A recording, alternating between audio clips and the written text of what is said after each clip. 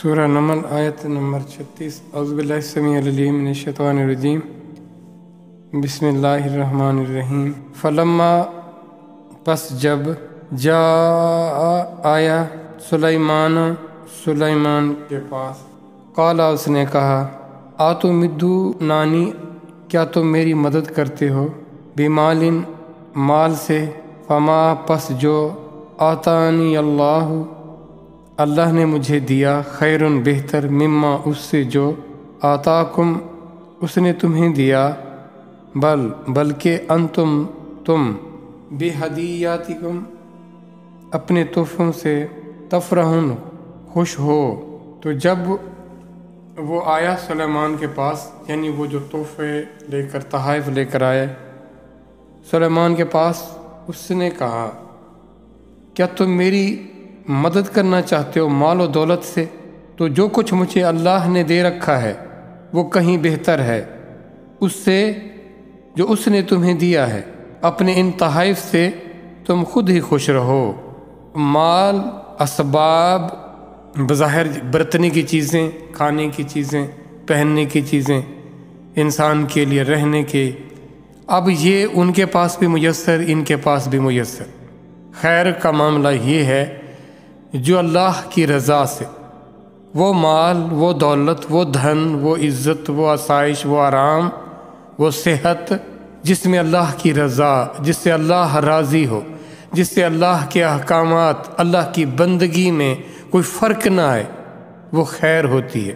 اور اس کے مقابلے میں اگر آپ یا کوئی بھی مال اور اسباب میں پھر ان کی مقدار، ان کے معیار میں ظاہراً وہ بڑھ جائے، اس میں اللہ کی ناراضگی ہے، اللہ کی نافرمانی ہے، تو پھر وہ خیر نہیں ہے، مال ہے، خیر نہیں۔ خیر کس میں؟ اللہ کی فرمانبرداری میں، اللہ کے احکامات کو ماننے میں۔ وہ مال جو اللہ کے حکم کو، اللہ کے فرامین کو، اللہ کی بندگی کو، اللہ کے قانون، قید و اصول، ضابطوں کو توڑ کر مال کمایا جائے، وہ مال تو ہوگا، وہ اسباب تو ہوں گے، پر وہ خیر نہیں ہوگا۔ تو ان کو کیا چاہیے تھا؟ ان کو چاہیے تھا اللہ کی فرمانبرداری۔ اس لیے انہوں نے، حضرت سلیمان علیہ السلام نے ان کو مدعو کیا تھا، بلایا تھا کہ تم آؤ فرمانبردار بن کر۔ یہ نہیں تھا، اور وہ سمجھتے تھے کیونکہ ان کو واسطہ نہیں تھا نا اللہ کی بندگی سے، اللہ والوں سے، بس ان کو واسطہ تھا مال سے، چیزوں کے فائدوں سے، چیزوں کی اہمیت سے، تو وہ چیزیں لے کر آئے تھے۔ تو جس کے پاس جو علم ہوتا ہے، جو اہمیت ہوتی ہے، اسی کو سمجھتا ہے کہ وہ اہم ہے۔ ہمارے پاس بھی یہی حال، ہم بھی انہی چیزوں کی اہمیت میں، مادی چیزوں کی اہمیت میں ہمارے اندر ایسی گھر کر گئی، ہم نے ارد گرد دیکھا، لوگوں کو اس اہمیت میں پایا، اور ہم یہ سمجھے بس یہی کچھ ہے۔ اور جب ہم نے لوگوں کو یہ دیکھا کہ سرسری سی، بس ایسی رسمی سی، کرو نہ کرو عبادت ایسی ہے، تو ہم نے سمجھا عبادت ہوتی ایسی، یہ کوئی اتنی اہم ضروری تو نہیں ہے، کیونکہ ہم نے اس کی لذت کو، اس کے احساس کو حقیقت میں جانا نہ۔ اور ہمیں جس چیز سے واسطہ پڑا یا جس کی طرف محنتیں کی گئیں، کوششیں کی گئیں، اہمیت جتائی گئی، جس کی مارکیٹنگ کی گئی، وہ یہ مادی چیزیں تھیں۔ ہم نے ان مادی چیزوں پر اللہ کی بندگی کو، اللہ کے حکم کو قربان کر دیا۔ ہم یہ سمجھتے ہیں اسی سے کام چل جاتا ہے، اسی سے لوگوں کو راضی کر لیا جائے گا، رام کر لیا جائے گا، مسائل کو دور کر لیا جائے گا۔ اب وہ یہ سمجھے تھے نا حضرت سلیمان علیہ السلام ہمارے لیے مسئلہ بن رہے ہیں، جاؤ مال کے ذریعے اپنا مسئلہ حل کرو، پر مال کے ذریعے مسئلہ حل نہ ہوا۔ جاؤ لے جاؤ اپنے مال، اپنے تحفے رکھو اپنے پاس، مجھے ان کی ضرورت نہیں ہے، اللہ نے مجھے اس سے بڑھ کر اور بہترین دیا ہوا ہے۔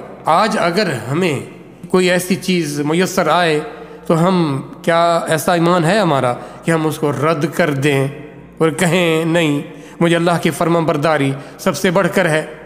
لیکن ہم اللہ کے اس دین کو چھوڑ دیتے ہیں، دنیا کی رسمیں، دنیا کے رواج، دنیا کی یہ سارے فیشن، ان چیزوں کو ہم زیادہ اہم قرار دیتے ہیں۔